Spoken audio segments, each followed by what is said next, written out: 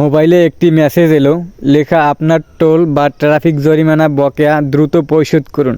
গুরুত্বপূর্ণ মনে করে লিঙ্কে ক্লিক করলেই অজান্তেই ফাঁদে পড়বেন।